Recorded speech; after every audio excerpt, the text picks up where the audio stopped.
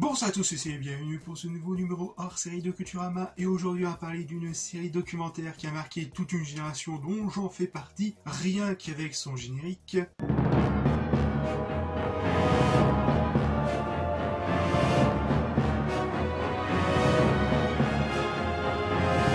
Mais aussi que d'aller à la plage à l'ère jurassique n'est pas une très bonne idée. Le carnivore attend le bon moment pour frapper.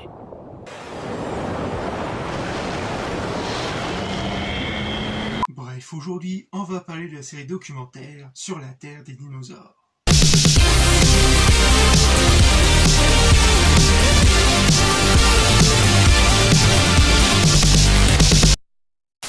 « 1993. Tim Hence, scénariste, réalisateur et principalement producteur spécialisé dans le domaine scientifique pour la chaîne britannique la BBC, qui est un grand fan de dinosaures depuis sa plus tendre enfance et qui va aller voir le film du moment de cette époque, qui est tout simplement Jurassic Park. Le film sera une véritable claque pour Tim Hence, notamment en termes d'effets spéciaux en CGI, qui est une véritable révolution technologique dans le monde du cinéma. De plus, Tim Hence imagina aussitôt un documentaire sur les dinosaures avec cette même technologie. Il commença par écrire quelques lignes à partir des recherches scientifiques de l'époque, avant de contacter le studio ILM de Lucasfilm, qui était responsable des effets spéciaux de Jurassic Park.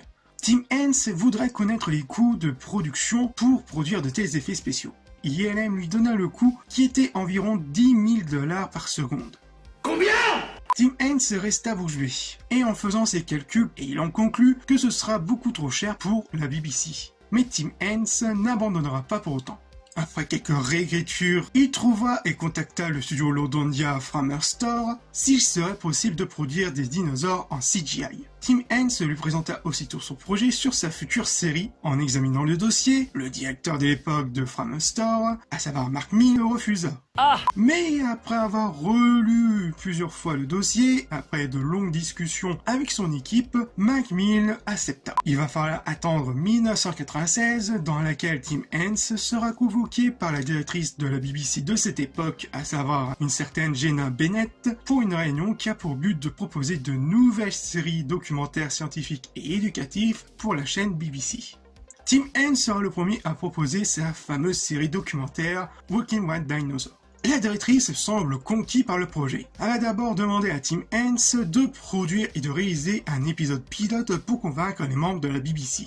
Tim Hence se met aussitôt au travail et il reçut un gros chèque, environ 100 000 livres. En printemps 97, Tim Hence et son équipe, accompagnés d'un paléontologue, David Martil, qui a offert ses services gratuitement pour donner des conseils assez précieux lors du tournage de l'épisode pilote. Durant le tournage de celui-ci, l'équipe de Hence s'inspire des mêmes méthodes que l'équipe de Steven Spielberg pour Jurassic Park, notamment en termes de repérage avec l'aide de grands bâtons en rayures pour aider l'équipe technique Framestore pour les effets spéciaux en numérique.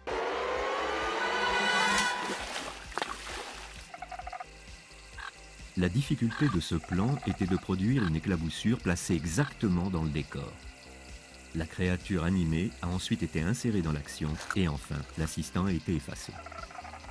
Chaque plan a été précisément storyboardé. Ensuite, après le tournage des décors réels, une première ébauche d'animation y a été insérée pour vérification. Il faut en moyenne 75 000 fois plus de temps pour créer un plan de ce genre que pour le regarder. Le tournage du pilote se finit en été 1997 et Tim Hence va faire appel au compositeur britannique Benjamin Bartley pour composer la BO du pilote.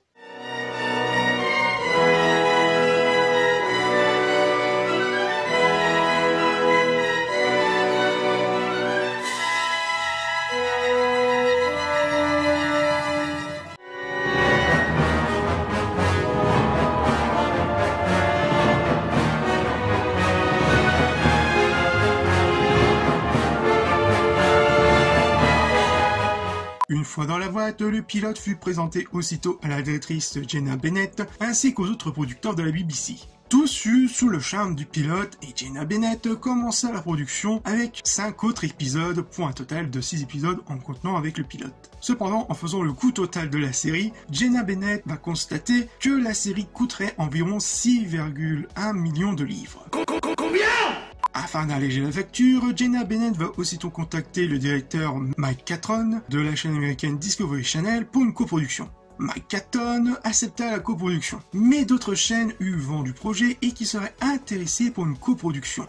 Et parmi ces chaînes, on trouvera d'abord la chaîne japonaise Asahi, puis par la suite la chaîne allemande ProSieben, et bien évidemment la chaîne française, la chaîne France 3. Le temps que tous les studios se mettent d'accord, Tim Hence commença l'écriture des futurs épisodes de la série.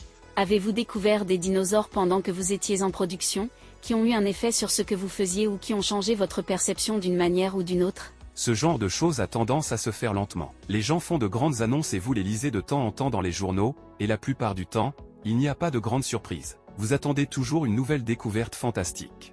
La seule dont je me souviens, qui a réellement confirmé ce que nous faisions, était un titanosaure entier en Amérique du Sud, une belle vallée pleine d'œufs. En fait, un paléontologue a déclaré dans le Times que les sauropodes donnaient effectivement naissance à des petits vivants. Je pense qu'il le faisait juste pour faire tiquer les gens, car il n'y avait aucune preuve solide, mais la découverte en Amérique du Sud était une preuve assez solide qu'ils pondaient des œufs. Quelle a été la découverte la plus utile qui vous a permis de mieux comprendre la vie quotidienne des dinosaures? C'est une question délicate. Il n'y a pas vraiment de découverte unique. Ce qui est utile, c'est que la plupart des experts en dinosaures, les paléontologues, sont maintenant prêts à spéculer sur le comportement des dinosaures et, en fait, ils aiment bien le faire en se basant sur les preuves fossiles. Autrefois, les paléontologues auraient été beaucoup plus réticents et auraient simplement dit « Nous ne pouvons savoir que ceci et c'est tout ce que nous pouvons dire, et nous n'allons pas parler de cela ». Aujourd'hui, ils aiment beaucoup le processus de spéculation. Je ne dirais pas que c'est une discipline, mais c'est certainement une quête intellectuelle à part entière et de nombreuses traces de fossiles nous ont donné de grands indices sur ce que faisaient ces créatures pendant leur vie, et c'était très nécessaire pour que nous puissions mettre la série sur pied. Comment avez-vous équilibré la question de la science et du divertissement lors de la création de Walking with Dinosaurs? La tentation d'être complètement hollywoodien était toujours là, car nous pouvions faire ce que nous voulions avec nos créatures. Nous aurions pu les faire chanter à la lune si nous l'avions voulu, mais nous ne l'avons pas fait. Nous avons essayé de nous discipliner, nous avons suivi les intrigues que l'on verrait dans un programme d'histoire naturelle, et nous avons adopté les comportements qui seraient appropriés en fonction des conseils que nous avions reçus. Dans notre esprit, avec nos conseillers, nous avons suivi un régime très strict. Bien sûr, vous trouverez des gens qui le regarderont et diront « Beau, c'est complètement Disney » ou qui apprécieront le fait qu'il s'agissait d'une tentative sincère de rendre le film aussi fidèle que possible, ce qui était le cas. La vérité dépend de l'individu et de la façon dont il réagit. Une fois que tous les studios se sont mis d'accord, la production de la série peut enfin commencer. D'abord, Tim Hence envoya son équipe de tournage à chercher les lieux qui correspondraient parfaitement où se dérouleraient les différentes intrigues autour de certains dinosaures, issus d'une certaine période en particulier. Nous avons filmé la plus grande partie de cet épisode dans des paysages volcaniques du Chili, où des montagnes surmontées de fumerolles se découpent sur l'horizon. En Inde, une étonnante formation rocheuse, appelée les trappes du Décan, montre l'intensité de l'activité volcanique d'il y a 65 millions d'années. Les couches de lave se sont superposées, ce qui évoque un monde empoisonné par l'activité volcanique, un monde que nous avons recréé dans cet épisode. Une fois trouvés les différents lieux de tournage, le tournage de celui-ci va commencer en été 1997 et se terminera en fin 98. Il nous a fallu 3 ans pour réaliser cette série. Nous avons fait des recherches dans tous les documents relatifs aux fossiles pour savoir à quoi ces animaux ressemblaient. Ensuite est venu le travail d'animation, qui prend beaucoup de temps. Une fois dans la boîte, la série sera d'abord diffusée au Royaume-Uni via BBC One en 1999, puis par la suite sur la chaîne américaine sur Discovery Channel en début des années 2000, puis par la suite en France sur France 3 en décembre 2000. Le documentaire va d'abord nous faire remonter le temps en nous présentant d'abord l'ère du Crétacé, avant de reculer en l'ère Jurassique, et reculer encore, cette fois-ci pour finir sa course à l'origine et début même des dinosaures, à l'ère du Trias. La série va nous présenter certains dinosaures de chaque période en nous montrant ses vies quotidiennes grâce aux nombreuses recherches que Tim Hence avait effectuées à l'époque. À cette diffusion, la série sera un véritable carton à l'international, notamment sur la BBC, avec en moyenne 15 millions de téléspectateurs, avec pas mal de très bonnes critiques de la part de la presse et du public. Même si certaines critiques, notamment les scientifiques, se sont permis quelques critiques assez négatives en raison des erreurs scientifiques menées dans le documentaire. Comme par exemple, le premier épisode dit que le mâle Postozosus urinait pour marquer son territoire, or d'après certains scientifiques, il n'urinait pas, mais qu'il rejetait des déchets toxiques et chimiques sous forme d'acide unique, riche en carbone, plus solide. Par la suite, Tim Hence va créer sa propre boîte de production appelée Impossible Pictures, avec toujours la collaboration avec la BBC ainsi que les studios Framestore pour les effets spéciaux, pour produire la suite de la série sur la Terre des dinosaures, sous le titre Sur la trace des dinosaures, avec le présentateur Nigel Allan Marven. Toutefois, ce sera le début d'une longue collaboration entre Tim Hence et Nigel, puisqu'on les retrouvera dans d'autres projets avec par exemple les monstres sous-marins en 2003 ou encore la mini-série qui est Prehistoric Park en 2006, et bien évidemment Nigel va avoir droit à son petit caméo lors de l'épisode 4 de la saison 3 de Nick Cutter et les Portes du Temps, série qui sera produite par Tim Hence avec toujours la collaboration avec le studio Framestore pour les effets spéciaux. Par la suite, la série sur la Terre dinosaure va continuer à évoluer avec l'aventure incroyable de Big Al, qui est une série spécialement conçue pour l'allosaure appelé Big Al, on le suit tout au long de son aventure, ainsi que le reste sur la Terre, avec sur la Terre de nos ancêtres, sur la Terre des monstres disparus, sur la Terre des monstres disparus en bonus, et sur la Terre des géants.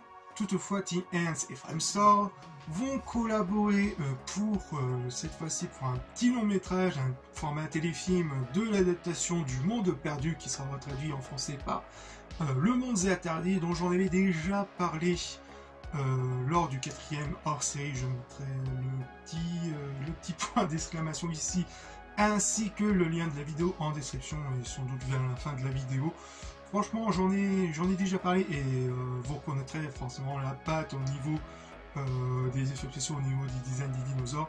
Franchement, c'est un très bon téléfilm que je vous conseille fortement le visionnage. Pour conclure, la série sur la Terre des dinosaures est une belle redécouverte pour ma part. En mettant de côté la nostalgie, le documentaire reste tout de même une de très bonne qualité, notamment en termes de sa narration, où on vit la vie quotidienne de certains dinosaures de certaines périodes bien précises, comme par exemple la vie de la femelle Diplodocus dans l'épisode 2, ou encore celui du tyrannosaure dans ses dernières heures lors du dernier épisode, tout en leur montrant dans leur environnement initial et habituel, grâce aux nombreuses recherches que Tim Hence avait effectuées à l'époque. Et oui, en termes des effets spéciaux, notamment en numérique, ça a mal vieilli, mais qui s'oublie assez rapidement car le documentaire réussit très bien à nous immerger dans son récit. Est accompagné bien évidemment d'une très bonne BO, dont pas mal de thèmes resteront en tête, notamment le thème principal ou encore le thème des géants.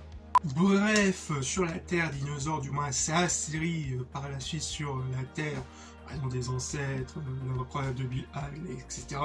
Pour le moment, c'est une série qui est vraiment excellente encore aujourd'hui, même si bien évidemment de nombreuses recherches scientifiques ont évolué depuis la diffusion des documentaires. Franchement, ça va être tout de même assez cool à revoir. Franchement, c'est toujours un vrai kiff de comment ça s'est raconté, comment c'est montré, etc. Franchement, c'est vraiment de véritables petites pépites à revoir ou à voir si vous ne l'avez toujours pas vu. Par contre, si vous voulez vous le procurer en format coffret DVD ou en Blu-ray ou en streaming, vous risquerez de tomber sur le film sorti en 2013 qui porte le même nom que la série documentaire, mais qui n'a strictement rien à voir avec la série documentaire.